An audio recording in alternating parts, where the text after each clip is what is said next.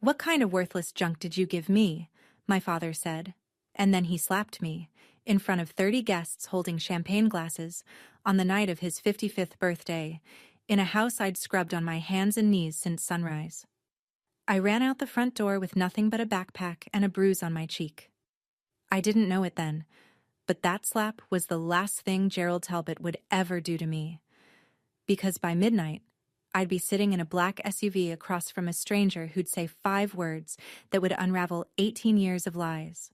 Before I go on, please take a moment to like and subscribe, but only if you genuinely connect with this story. Drop a comment telling me where you're watching from and what time it is there. My name is Hillary, though for most of my life, I was forced to answer to Allison. I'm 21. Now, let me take you back to that Saturday morning, the day Gerald Talbot turned 55, and the last day I spent under his roof. I set my alarm for 5 a.m. that morning, same as every Saturday. Except this Saturday came with a 2-page handwritten list Donna had left on the kitchen counter the night before.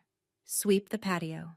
Arrange the folding chairs, 32 of them, one for each guest on Gerald's list. Press the tablecloth. Slice the lemons. Wash the Pottery Barn serving platters by hand because the dishwasher leaves spots. Their house sat on a quiet cul-de-sac in Henrico County, Virginia, a 4-bedroom colonial with a manicured lawn Gerald hired someone to mow, but told the neighbors I did. Inside, the dining table was solid oak, seats 12, polished weekly by me. On the counter, 2 cases of Napa Valley Cabernet and a 3-tier cake from a bakery that charged more for fondant than I earned in a week. My room was downstairs, not the finished basement, the storage closet next to the water heater. No window. A twin mattress Gerald had pulled from a curbside pile when I was 9. A wool blanket that smelled like damp cardboard no matter how many times I washed it. Megan's room was upstairs. Queen bed, flat screen, a vanity mirror ringed with those Hollywood bulbs. She was 23 and still lived at home. Still had her credit card linked to Gerald's account. Still hadn't learned how to boil an egg because that was what I was for. I'd spent 3 months saving for Gerald's gift. A leather wallet, real leather, from a department store downtown.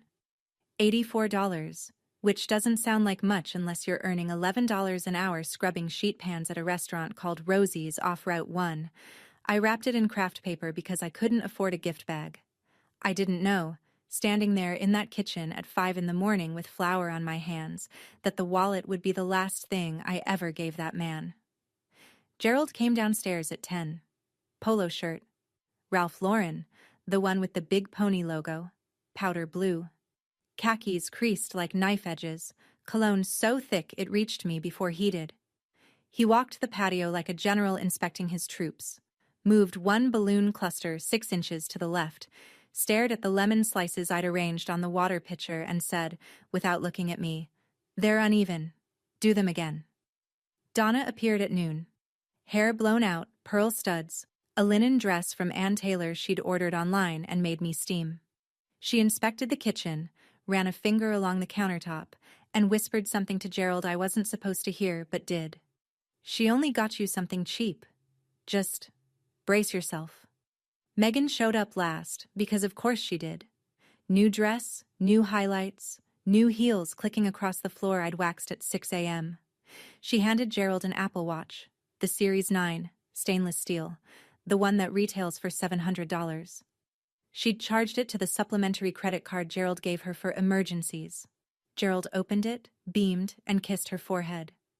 "This is my girl," he told the first guests walking through the door. He had his arm around Megan. "She always knows what her old man likes." He didn't look at me. He never did when other people were watching. I was the girl who carried trays, refilled glasses, wiped condensation rings off the coffee table before they could set. When one of the guests, a woman from Gerald's office, asked Donna, "Shouldn't Allison sit down and eat with us?" Donna smiled the way she always smiled, warm as a closed door, and said, "Oh, she likes to help. It's her way of showing gratitude. You know how it is with adopted ones." I kept carrying trays. It happened during the gift opening. Gerald sat at the head of the table like it was a throne. 30 guests arranged around him.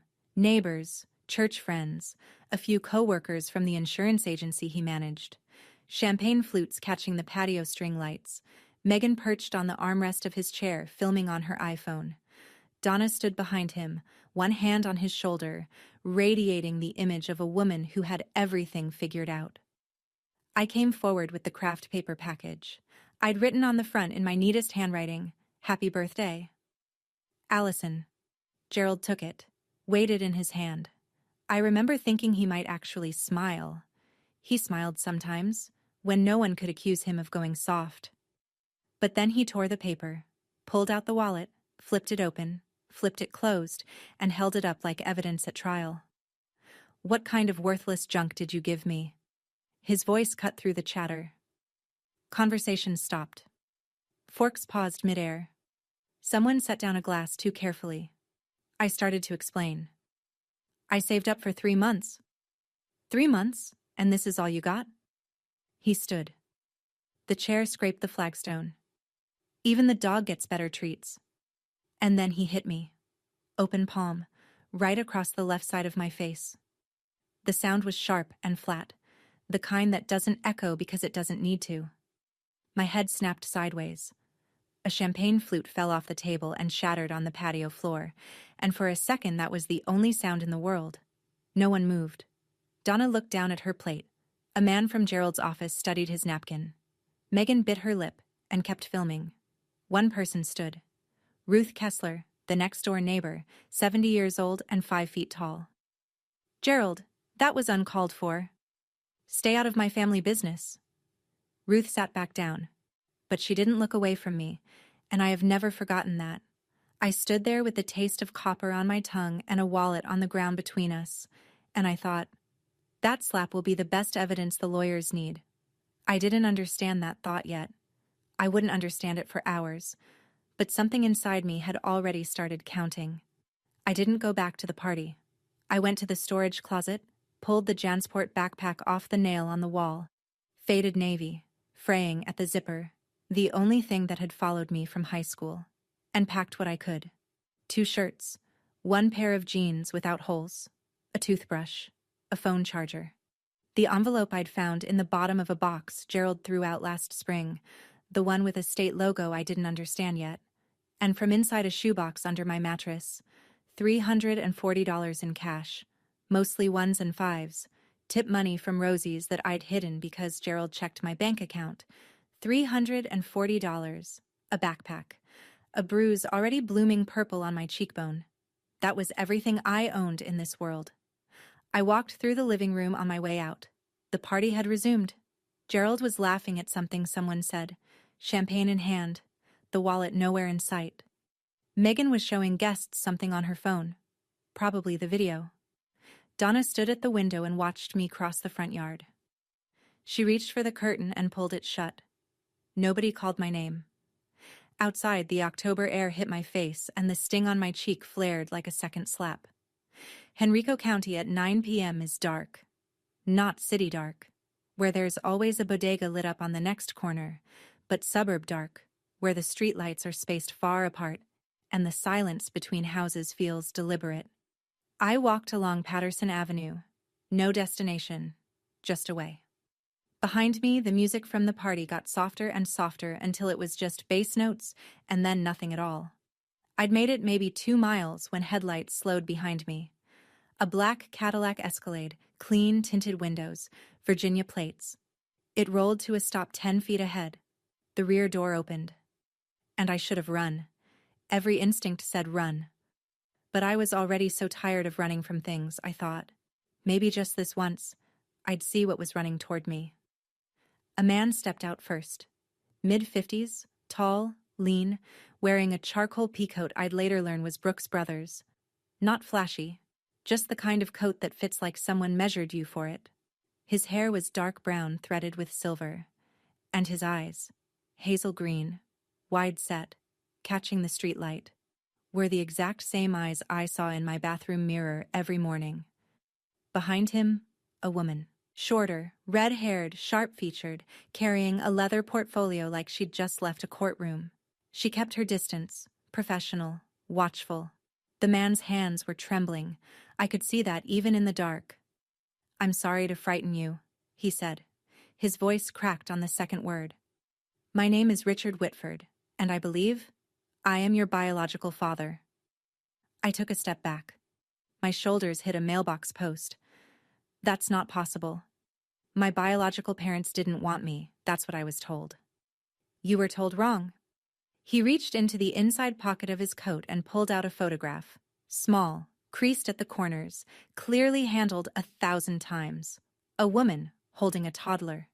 The woman had auburn hair and cheekbones like mine, and a smile that leaned slightly to the left. The toddler had hazel green eyes. Her name was Catherine, he said. She was your mother. She died in a car accident when you were 2, and I have spent every single day since then trying to find you. I looked at the photograph, then at him, then at the photograph again, because the woman in it had the same mouth I did, the same tilt of the head, and looking at her felt like finding a word you've been searching for your whole life. The red-haired woman spoke. My name is Margaret Hale. I'm Mr. Whitford's attorney, specializing in family law. We're not here to take you anywhere you don't want to go. We've been monitoring your situation through legal channels for several months. Tonight, when our investigators saw you leave the house, we made the decision to approach. You were watching the house? Margaret nodded. The birthday party. Many guests. It was the safest opportunity to confirm your identity visually. She paused. We also saw you run. I touched my cheek without thinking. The bruise pulsed under my fingertips. Richard Whitford looked at the mark on my face, and something behind his eyes broke very quietly. We sat in the back of the Escalade. Richard on one side, me on the other, Margaret in the front passenger seat with her portfolio open.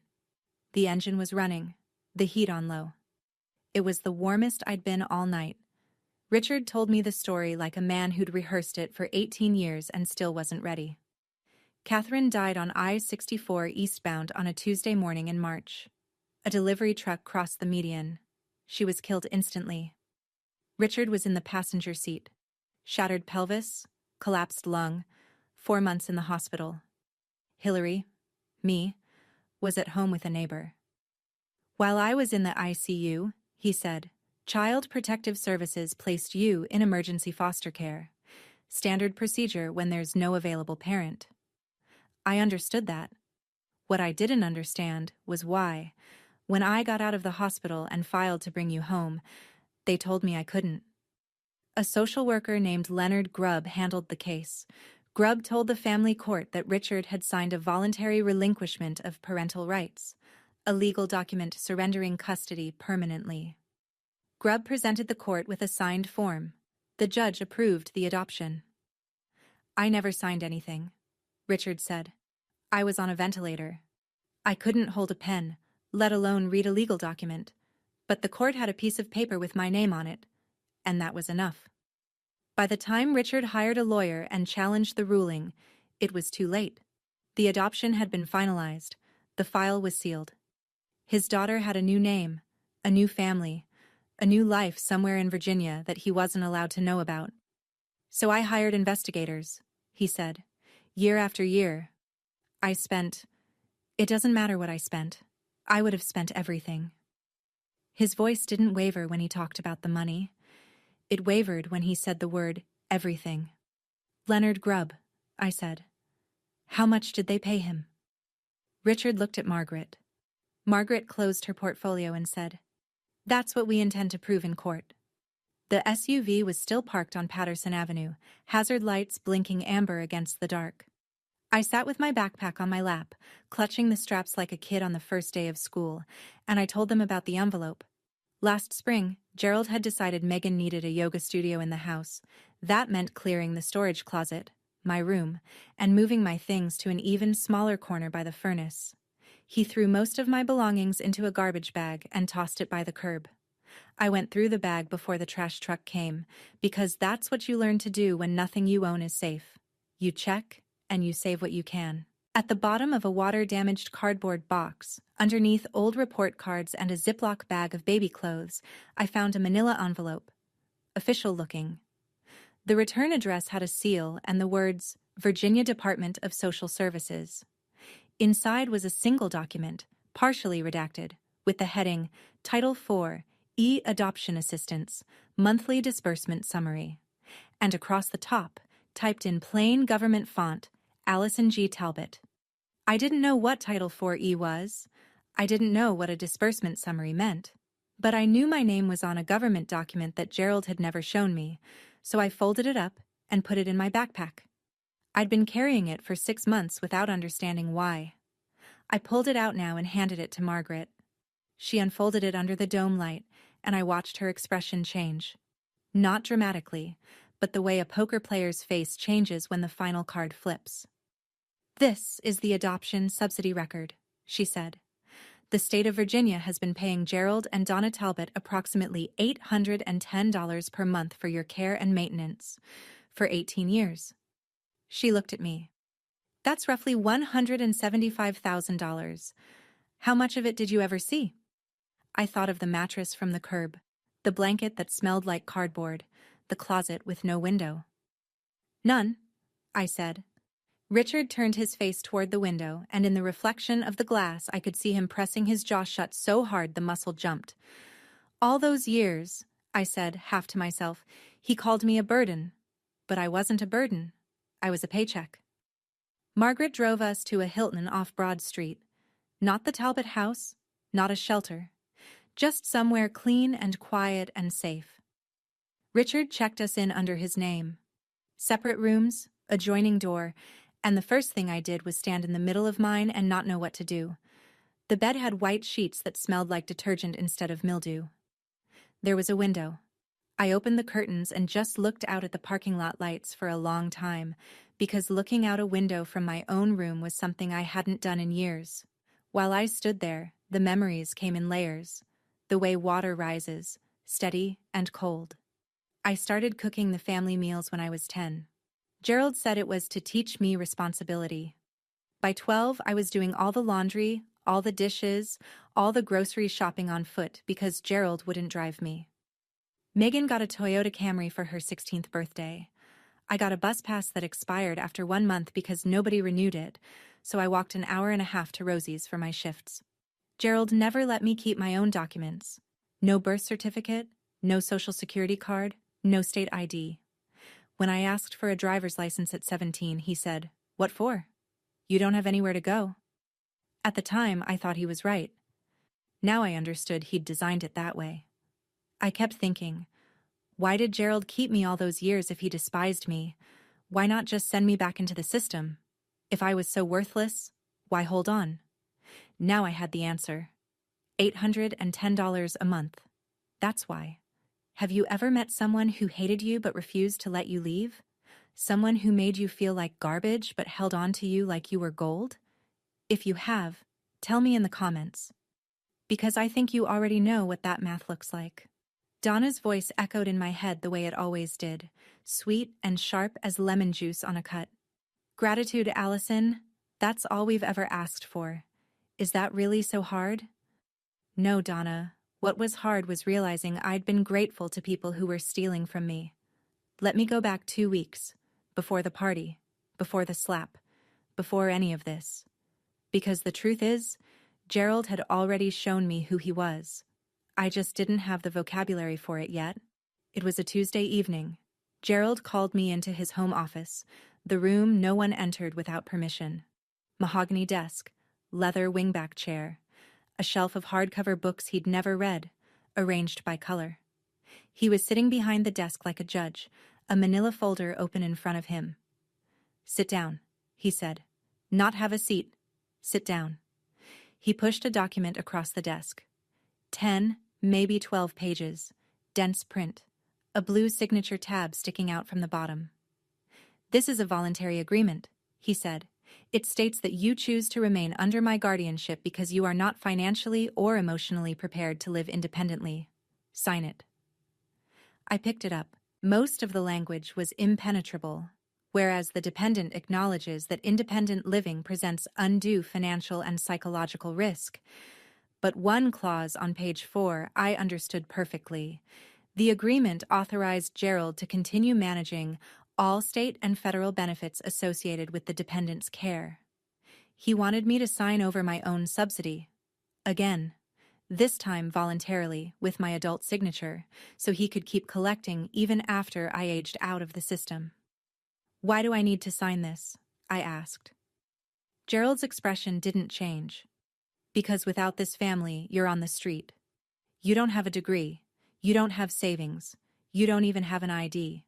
So you're going to sign this, and you're going to sign it before my birthday. Consider it your gift to me." I didn't sign. I asked for more time. Gerald said nothing, just closed the folder and placed it back in the desk drawer. Slowly, the way you put a loaded gun in a safe. That's why he hit me at the party. It wasn't about the wallet. It was never about the wallet. It was because I'd told him no for the first time in 18 years and he couldn't stand it. Back at the Hilton, the morning after. I woke up at 5 a.m. out of habit, heart pounding, already running through the chore list in my head before I remembered. There was no list.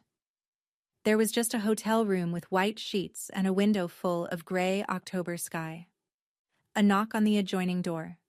Richard, already dressed, holding 2 cups of coffee from the lobby. He set one on the desk and sat in the chair across the room. Not close, not far, just present. Like he was afraid that if he moved too fast, I'd disappear again. Margaret arrived at 8 with a garment bag. Inside, a pair of new jeans and a cream-colored cashmere sweater, still tagged. "Something clean to wear?" she said, practical as always. I took them into the bathroom and put them on and looked at myself in the mirror for a long time. It was the first time in my life I was wearing something that no one else had worn first. When I came out, Richard's eyes went red at the edges, but he didn't cry. He just nodded and said, "Catherine had that same look, like she was deciding whether to trust the mirror." I sat on the edge of the bed and said what I'd been thinking all night.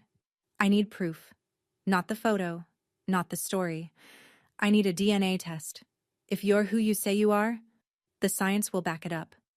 And if you're not, I need to know that too. Richard didn't flinch.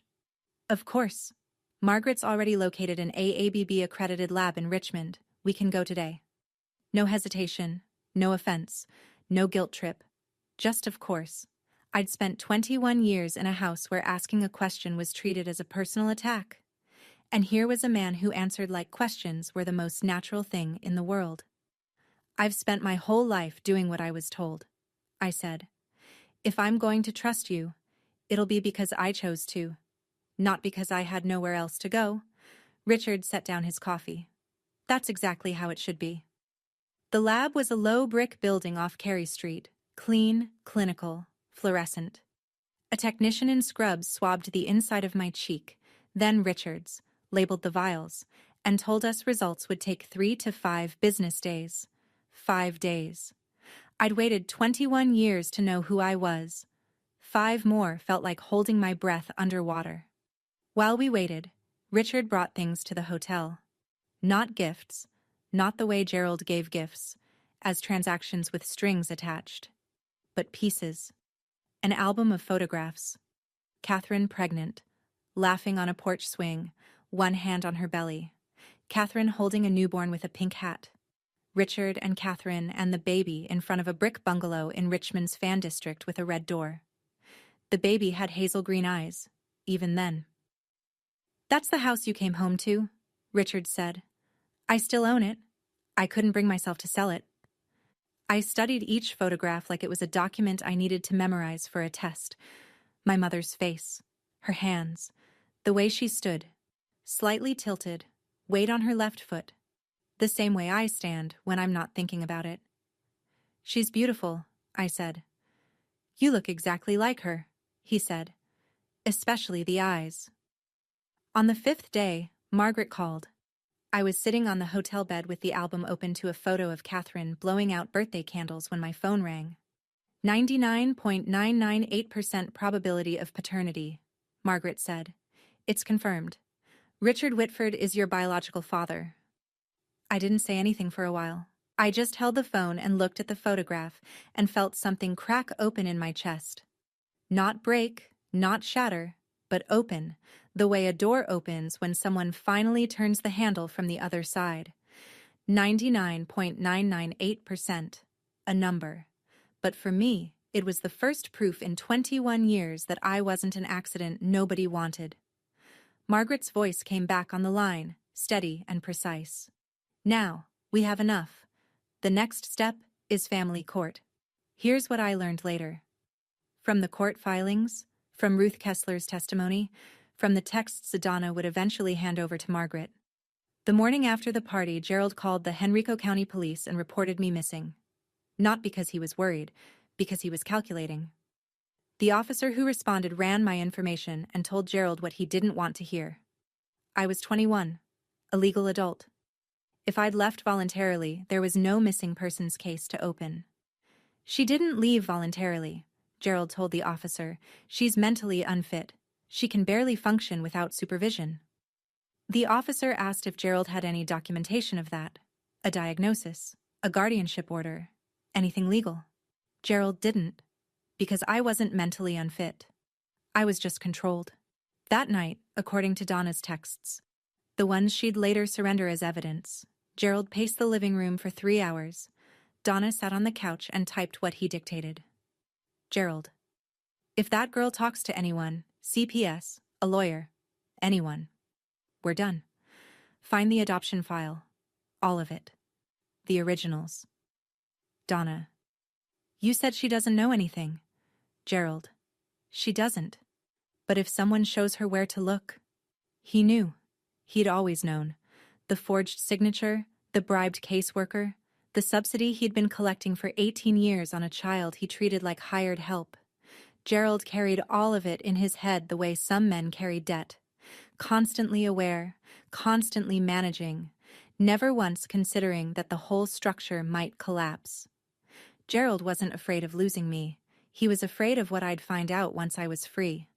He didn't know that the man he should have been afraid of, the man who'd spent 18 years and a private investigator's retainer trying to find his daughter, was sitting in a Hilton 20 minutes away, assembling a file 3 inches thick. Margaret spread the documents across the hotel desk like a surgeon laying out instruments. This was the second time I saw the evidence. But this time, it had teeth. Look at this, she said, sliding a photocopied form toward me. It was the voluntary relinquishment of parental rights, dated October 2005. At the bottom, a signature, Richard A. Whitford. Neat, deliberate, slightly forward-leaning. Then she placed a second sheet beside it, a certified report from a forensic document examiner, Dr. Elaine Marsh, who had compared the signature on the relinquishment form to 12 known exemplars of Richard's handwriting. Tax returns, mortgage applications, business contracts spanning 20 years. The pen pressure is inconsistent, Margaret said, pointing. The letter formation in the surname doesn't match any of the exemplars. Dr. Marsh's conclusion, and I'm quoting, is that the signature was produced by a hand other than that of Richard A. Whitford with a high degree of certainty. She let that settle. Then she pulled a third document from the file, a bank record. A personal checking account belonging to Leonard Grubb, the social worker who had handled my case. On October 14th, 2005, 6 days before the adoption was finalized, a deposit of $5,000 appeared. The source, a wire transfer from Gerald R. Talbot's personal account. Not through the church, Margaret said. Not through a charity. Direct, account to account, 1 week before the adoption was approved. I stared at the numbers. $5,000. That's what my entire identity had cost. My name, my father, my childhood, traded for the price of a used car. Richard sat across the room, arms folded, jaw tight. He'd seen these documents before, but watching me see them, that was something different. I could tell by the way he breathed, shallow and careful, like a man trying not to break something by holding it too hard. So the adoption can be undone? I asked. Margaret closed the file. Under Virginia law, an adoption procured through fraud, including forged consent, can be declared void. Yes, it can be undone. 2 days before the court date, a letter arrived at the Hilton's front desk, addressed to me, Allison Talbot, not Hillary Whitford, because Gerald still refused to believe I had any other name. Inside, a single page on Gerald's insurance agency letterhead, handwritten, and a photograph. Me, at 3 years old, sitting on Gerald's lap in the living room of the house on the cul-de-sac, wearing a pink dress I don't remember owning. He was smiling. I was smiling. It looked like a family. The letter read, "Allison, I don't know who this man is or what he's told you, but he is not your father. He is a stranger exploiting a confused young woman. We are your family. We have been your family for 18 years. Come home. We can work this out. I forgive you for leaving." Dad, I read it 3 times. The word forgive hit me differently each time. First like a door opening, then like a lock clicking shut, then like a hand gripping my wrist. He forgave me. For leaving. After he hit me. I sat on the edge of the hotel bed and felt the room tilt. 18 years of conditioning doesn't shut off because a DNA test says 99.998%. Somewhere inside me, a voice I'd carried since childhood whispered, "What if Gerald's right? What if this is all a trick? What if Richard just wants something from you too?" I looked at Richard, who was reading in the chair by the window, and said, "How do I know you're not the same as him? How do I know you won't just use me for something else?" He put the book down. He didn't look hurt. He looked like a man who understood exactly why I was asking. "You don't," he said. "Not yet. And I'm not going to try to convince you with words, because words are cheap. The DNA doesn't lie. The documents don't lie. And the court will decide what's true. All I'm asking is that you let the evidence speak." He picked up his book again and went back to reading. And that, the not pushing, the giving me room, was the thing that scared me most, because it was so different from everything I knew. That night I couldn't sleep, so I did what I always did when the world stopped making sense. I looked at the evidence. I took the Title IV envelope from my backpack and set it on the desk beside Gerald's letter. 2 documents. One from the state of Virginia, confirming that Gerald received $810 a month to take care of me. One from Gerald claiming he was my family. If Gerald loved me, why did I sleep in a storage closet? If Gerald loved me, why didn't I have a birth certificate, a social security card, a single piece of identification with my name on it? If Gerald loved me, why was the guardianship extension he'd tried to make me sign designed to keep the subsidy flowing, not to keep me safe? The answer was in the math. It had always been in the math. Gerald didn't love me. Gerald invoiced me. I called Margaret at 11 p.m. She picked up on the second ring, which told me she'd been expecting this call. "I'm going to court," I said. "Not because I trust Richard, not fully, not yet, but because I deserve to know the truth. I've earned that. That's all we need," she said. The next afternoon, Derek Simmons came to the hotel. Mid-40s, square-jawed, serious. A social worker with the Virginia Department of Social Services, assigned to review Richard's petition. He asked me about my living conditions growing up. I told him about the closet, the chores, the missing documents, the isolation.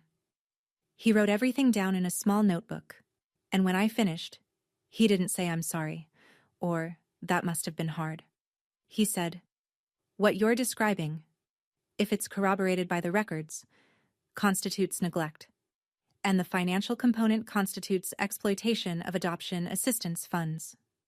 Then he looked at me and added more quietly, "This isn't just about your adoption being fraudulent, Ms. Whitford. This is about a system that was supposed to protect you and didn't."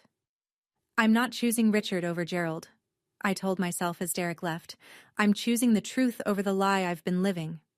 I didn't witness this part directly. It came out later, piece by piece, through Donna's testimony and the texts she turned over. But I'll tell it the way it happened, because you need to understand who Gerald thought he was walking into that courtroom to face. The night before the hearing, Gerald sat at the dining room table, the same oak table I'd polished every week for 18 years, and rehearsed his testimony with his lawyer.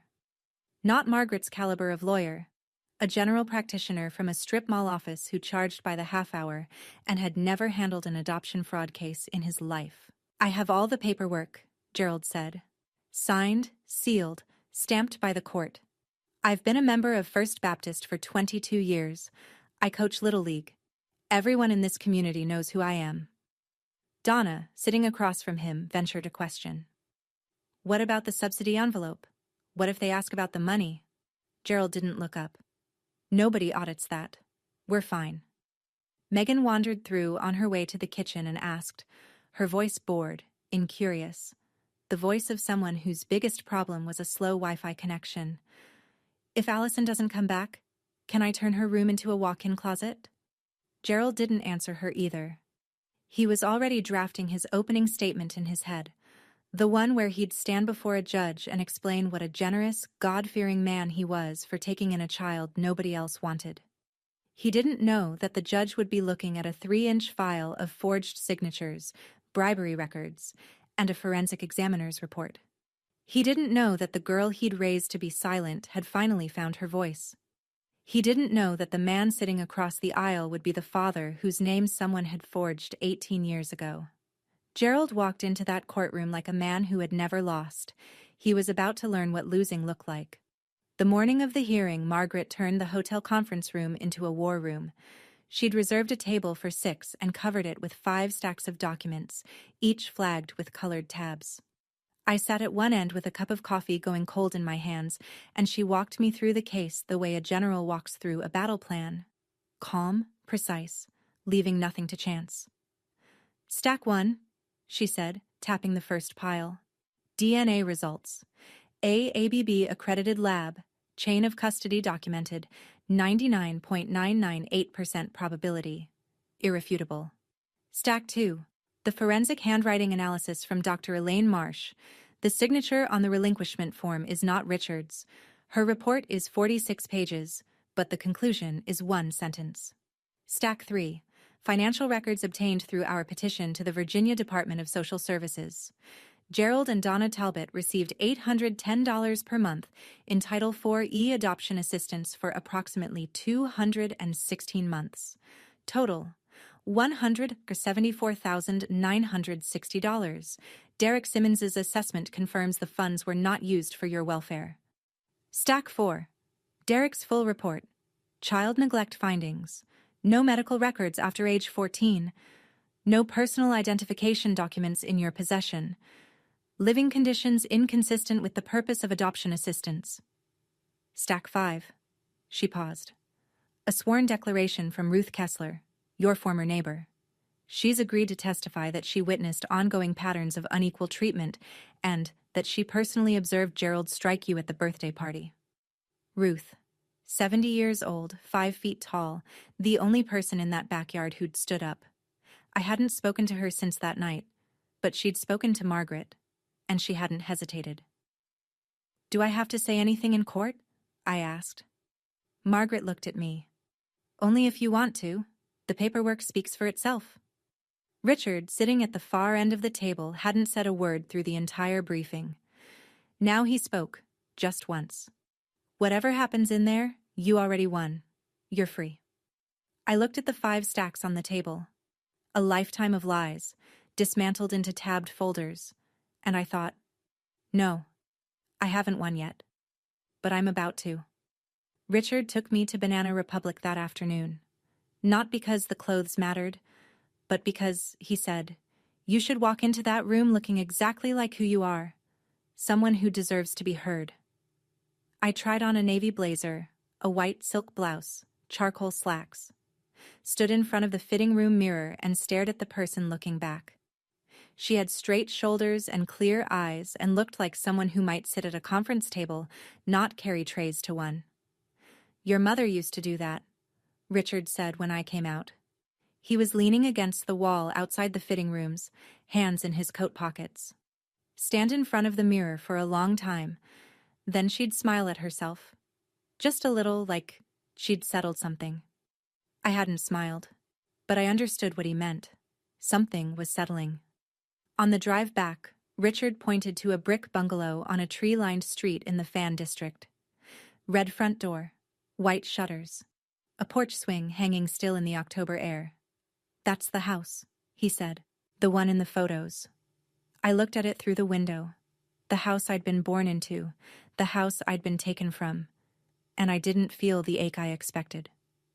I felt something quieter, a kind of recognition that sits in the body instead of the mind. That night, the night before the hearing, I sat on the hotel bed and wrote in a notebook I'd bought at the CVS across the street. Not a speech, not a plan, just a line, for myself. No matter what happens tomorrow, I will never go back to that storage room. I will never answer to a name that isn't mine. I will never again be grateful for being used. I slept 4 hours. I dreamed of a red front door opening. Richmond Family Court, a Tuesday morning in late October. The building was old federal brick, columned entrance, hallway floors that echoed every footstep like the building wanted you to know who was coming. I arrived at 8:30 with Richard on my left and Margaret on my right, Derek Simmons a few steps behind carrying a banker's box of records. Navy blazer, white blouse, hair pulled back in a low knot.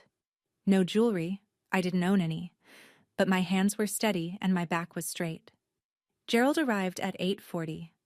Gray suit, burgundy tie, Donna on his arm in her Ann Taylor dress, Megan trailing behind in something too casual for court. His lawyer carried a single file folder. Gerald carried his chin at the angle of a man who believed this was a formality. Then he saw us. His eyes went to me first, registered the blazer, the posture, the absence of the girl who used to stare at the floor. Then they moved to Richard. Then to Margaret. Then to the banker's box Derek was setting on the plaintiff's table. Gerald's face didn't crumble. It recalibrated. I'd seen that look before. The rapid mental arithmetic of a man who controls every variable suddenly realizing there's one he missed. Donna's hand tightened on his arm. Megan pulled out her phone, then thought better of it and put it away. Gerald and I made eye contact across the hallway. For the first time in my life, I didn't look down. The clerk opened the courtroom doors and called the case. In the matter of the adoption of the minor formerly known as Hillary Whitford, now styled Allison Grace Talbot. We walked in, both sides, the same door, different worlds. Margaret stood the way I imagined a scalpel would stand if it could, upright, precise, reflecting light. She addressed the judge, the Honorable Patricia Dwyer, without notes. Your Honor, we are here today to present evidence that the adoption of Hillary Whitford, known for the past 18 years as Allison Grace Talbot, was obtained through fraud.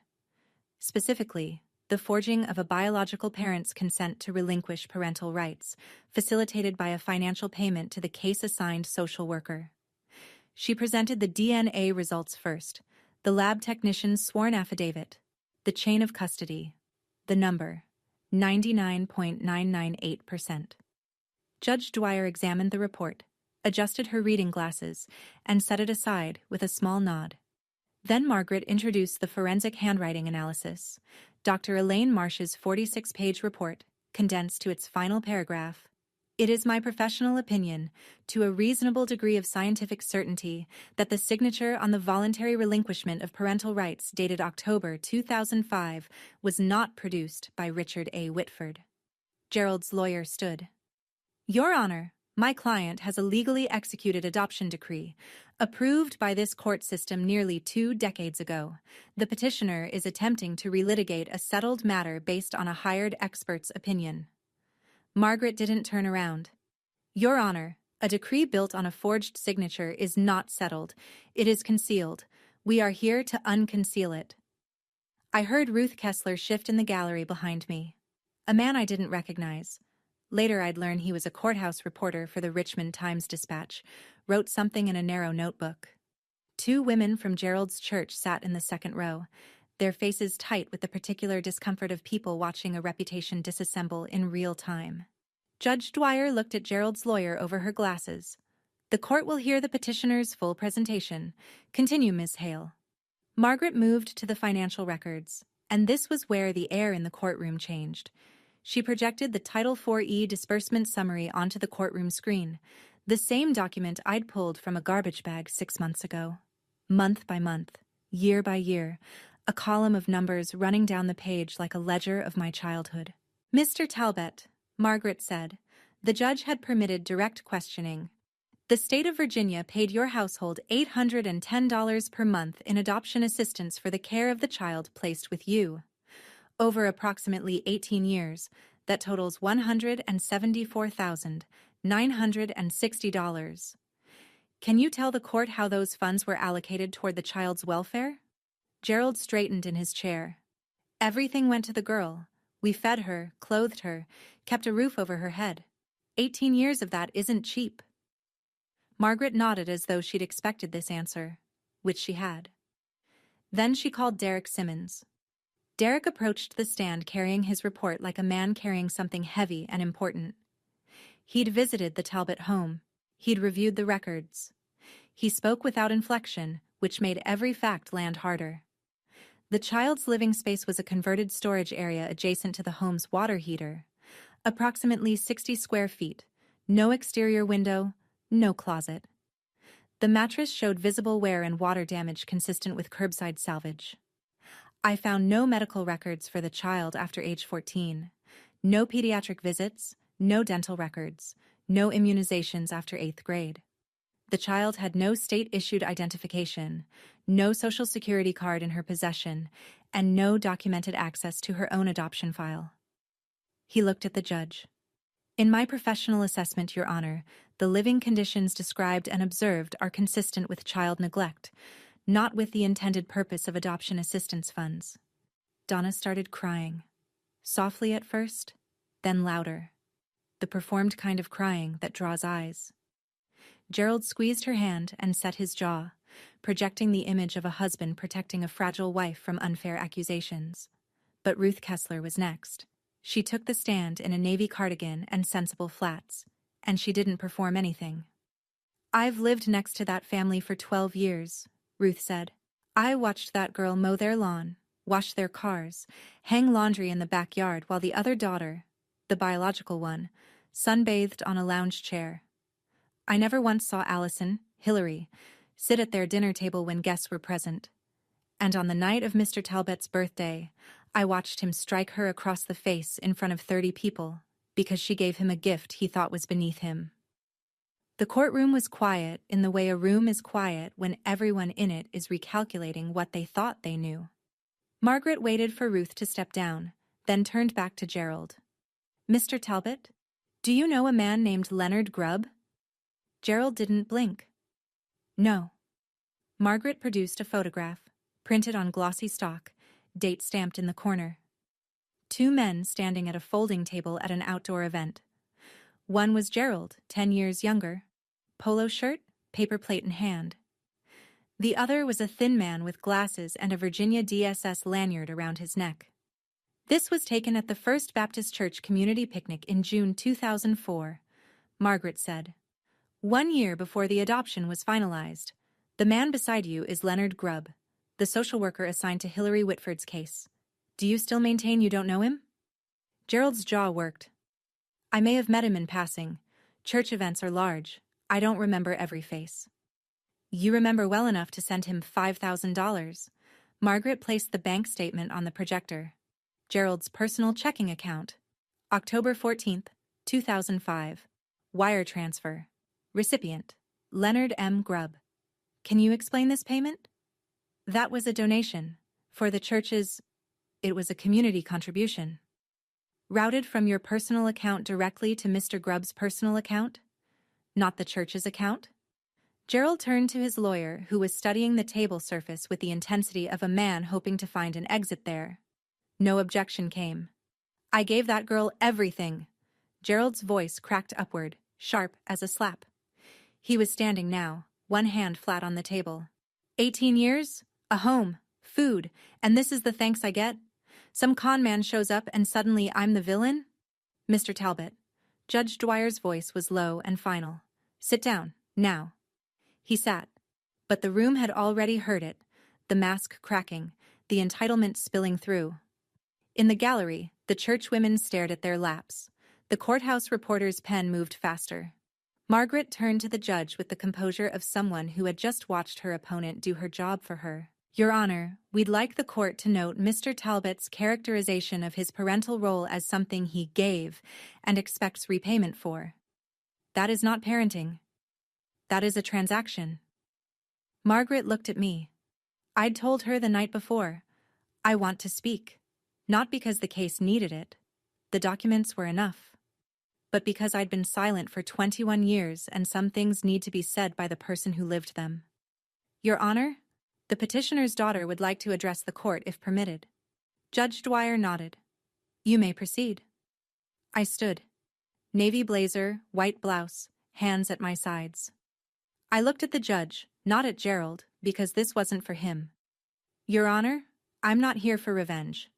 The word sat in the air for a moment, and I let it. I'm here because for 21 years I didn't know who I was. I didn't know my own name. I didn't know my mother's face. I didn't know that someone was looking for me, or that the papers that put me in that house were built on a forged signature. I paused, breathed. Mr. Talbot said he gave me everything. Here's what everything looked like. A storage closet with no window. A mattress from someone's curb. No doctor visits after age 14. No identification. No birth certificate. I didn't know my own social security number until 2 weeks ago.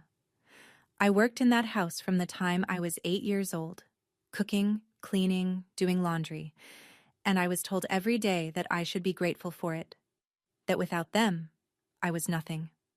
My voice didn't break. I'd decided it wouldn't. He slapped me at his birthday party because I gave him a wallet I'd saved 3 months to buy. But the truth is, he slapped me because I wouldn't sign a paper giving him continued control over my life. That's what I was to him. Not a daughter. A line item. I looked at the judge. I'm not asking this court to punish Gerald Talbot. I'm asking this court to tell the truth. Because I deserve at least that. Every child in the system deserves that. I sat down. The room was silent. Ruth Kessler was crying, quietly. The real kind. The courthouse reporter had stopped writing and was just looking at me. Richard sat perfectly still with his hands folded on the table, but I could see the knuckles white. When I stood in that courtroom, I remember thinking, why did it take me 21 years to say something this simple? Have you ever held something inside for so long that when you finally say it out loud, you're amazed it was only a few sentences? That all that weight could fit into so few words? If you know what that feels like, tell me in the comments, because I think that's the kind of thing you can't explain to someone who hasn't carried it. What happened next, no one expected. Least of all, Gerald. Donna stood up, not from the witness stand. She hadn't been called. She stood from the respondent's bench, smoothed the front of her Ann Taylor dress the way she smoothed everything, and said, in a voice that shook like a wire about to snap, Your Honor, I have something I need to say. Gerald grabbed her wrist.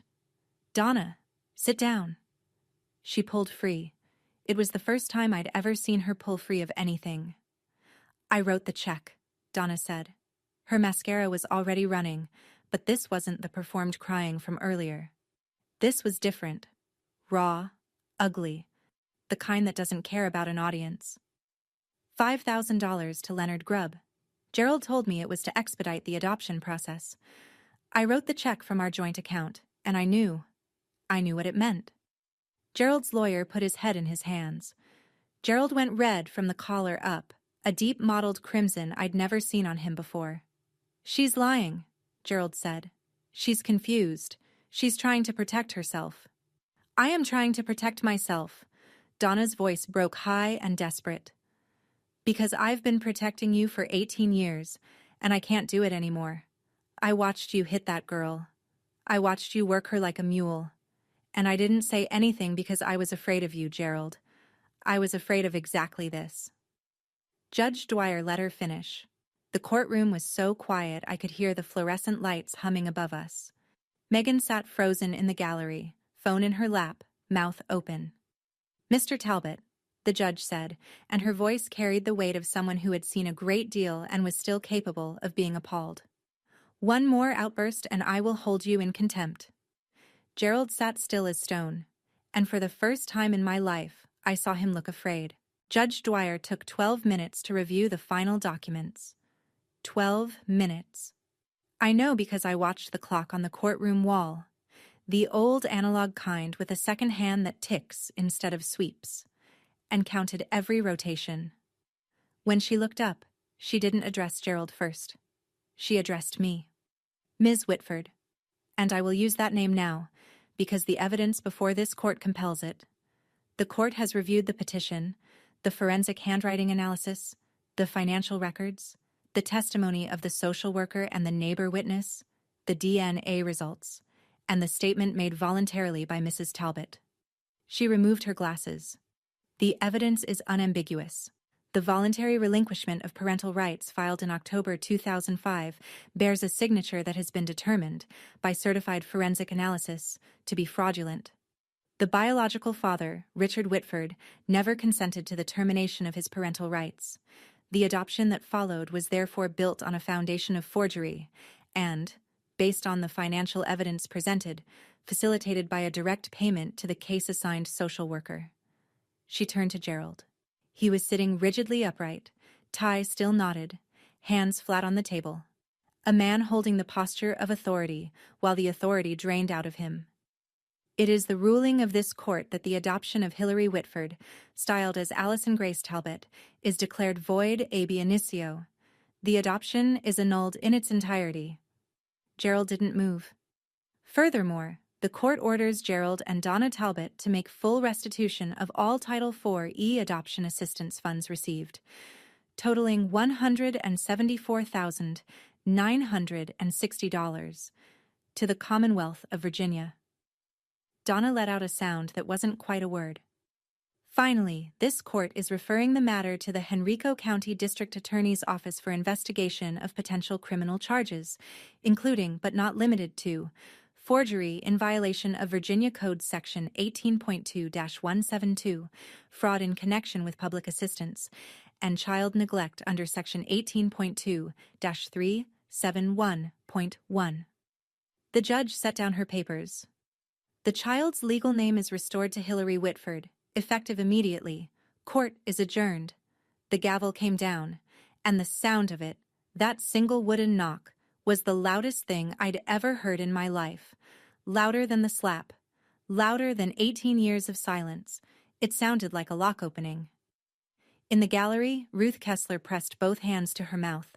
The church women were already standing, gathering their purses, not making eye contact with each other. The courthouse reporter closed his notebook and looked at me with an expression I couldn't quite name. Something between respect and sadness. Gerald sat motionless. His lawyer was already packing up, and for the first time I realized that the man Gerald had hired to defend him couldn't get out of that room fast enough. The hallway outside the courtroom smelled like floor wax and old radiator heat. I was walking toward the exit with Richard on one side and Margaret on the other when I heard the heels. Fast, uneven, the sound of someone not used to hurrying in shoes that weren't built for it. Wait. Megan. Her makeup was ruined. Mascara tracked down both cheeks. Foundation patchy where she'd wiped at it. She looked smaller than I'd ever seen her, which was strange because she'd always taken up so much space. I didn't know, she said. She was breathing hard, like she'd been running or trying not to. About the money, the subsidy. I thought Mom and Dad were paying for my school out of Dad's salary. I didn't know it was... She stopped. She couldn't finish the sentence, and I understood why. The sentence ended with your money, and saying it out loud would make it real in a way she wasn't ready for. I looked at her. The girl who'd gotten the Apple Watch, the Toyota Camry, the queen bed, the highlighted hair, the credit card that never declined, the girl who'd laughed when Gerald hit me and filmed it on her phone, the girl who'd asked if she could turn my closet into storage for her shoes. Part of me wanted to scream. Part of me wanted to walk away without a word. But what I felt, standing there in a courthouse hallway with my legal name restored and my actual father beside me, wasn't rage. It was clarity. I hope you figure out who you are without his money, Megan, I said. I really do. But that's your journey, not mine. She nodded once, and I saw something pass across her face. Not guilt exactly, but the beginning of it. The hairline fracture before the break. Margaret touched my arm lightly. Richard was holding the door open. I walked toward them and didn't look back. Not because I was angry, but because for the first time I had somewhere to walk toward instead of just away from. Gerald was standing at the bottom of the courthouse steps. He looked diminished, Not physically. He was still a big man, still broad in the shoulders, but something structural had given way. His tie was loosened, his suit jacket was unbuttoned. Donna sat in their Buick at the curb, forehead against the steering wheel, engine running. I was halfway down the steps when he said it. The name he'd assigned me 21 years ago, the name a judge had just struck from the record. Allison. I stopped, turned. He looked at me the way he always had, like I was something he owned and couldn't quite figure out the value of. But now there was something else underneath it. Something that might have been fear if Gerald Talbot were the kind of man who admitted to being afraid. After everything I did for you, he said, after 18 years under my roof, this is how you repay me.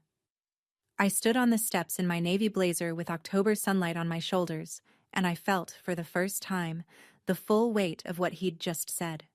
Not anger. Recognition. Because even now, even with the judge's ruling still ringing in the air, even with a forensic report proving he'd forged a man's signature to steal that man's daughter, Gerald Talbot believed he was owed something. My name is Hillary, I said, and you didn't do anything for me.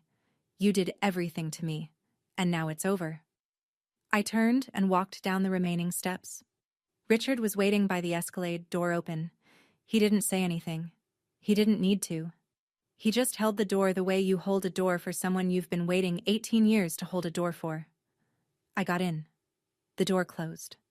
And the last thing I saw through the tinted window was Gerald Talbot standing alone on the courthouse steps, suit jacket hanging open, watching his investment drive away.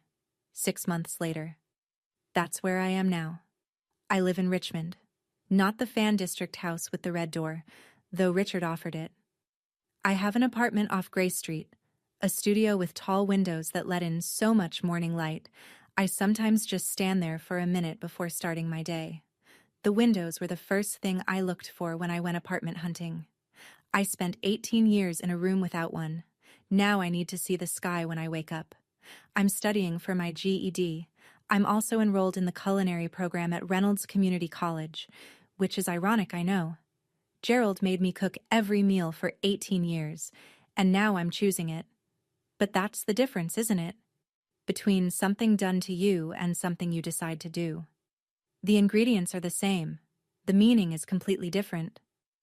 Richard and I have dinner every Sunday at the bungalow. He's not a great cook. His specialty is overcooked salmon and slightly burned garlic bread. But he makes it himself, and he sets the table for two, and he asks me about my week, and listens to the answer. We're not perfect. There are awkward silences. There are moments when neither of us knows what to say, because you can't recover 18 stolen years over salmon. But he's there, every Sunday, without fail. As for the Talbots, Gerald and Donna are awaiting trial. Forgery, fraud, child neglect. The house in Henrico County is under a second mortgage to cover the restitution payment. Gerald was asked to resign from his position at First Baptist's Board of Deacons. He did not go quietly. Donna, who cooperated with the investigation, may receive a reduced charge. Megan moved in with an aunt in Fredericksburg and got a job at a retail store. The first job she's ever had. I go to therapy every Thursday. A woman named Dr. Torres who has a small office with a ficus plant and doesn't tell me how to feel. She just asks questions and lets me find my own answers, which, after 21 years of being told what to think, feels like learning a new language. Healing doesn't happen overnight. Some mornings I still wake up at 5 a.m. with my heart racing, already mentally cataloging chores that no longer exist. But then I open the curtains, and there's the sky, and I remember where I am. I want to be clear about something before I go. This story isn't about revenge. I know it might look that way. The courtroom, the ruling, the restitution order, the criminal charges. But revenge would mean I wanted Gerald to suffer the way I suffered, and I don't. I want him to be held accountable. Those are different things. Revenge is a fire you light hoping it burns someone else. Accountability is just turning on the lights so everyone can see what was already there. If you're in a family where you're tolerated instead of loved, where your presence is endured, not valued, where you've been taught that gratitude means silence and obedience means survival. I want you to hear this. You are not the problem. You were never the problem. The people who made you feel like a burden were carrying their own debts, and they put the weight on you because you were small enough to accept it. You deserve to know your own name. Family isn't paperwork. It isn't a court decree or an adoption file or a signature, forged or otherwise. Family is the person who sits with you while you learn to trust again. The person who says of course when you ask for proof instead of faith. The person who holds the door and doesn't ask you to be grateful for it. Last Sunday, Richard and I sat on the porch of the bungalow on the Fan District Street, the one with the red door. He was drinking coffee. I was reading. Neither of us was talking, and it was the most comfortable silence I've ever known. At one point, he looked over and said, "I'm glad you're here." And I said, "Me too." My name is Hillary Whitford, and for the first time in my life, I know exactly who I am. Thank you for staying until the end. If this story made you feel something, anger, relief, recognition, or just the quiet understanding that you've been in a room like that too, write it in the comments. I read everyone. And if you want to hear what happened to a woman whose in-laws threw her out of the house on Christmas Eve, that story's in the description below. Click it. I promise you won't regret it. Until next time, take care of yourselves. And if someone's still telling you that you should be grateful for being mistreated, you have permission to stop listening.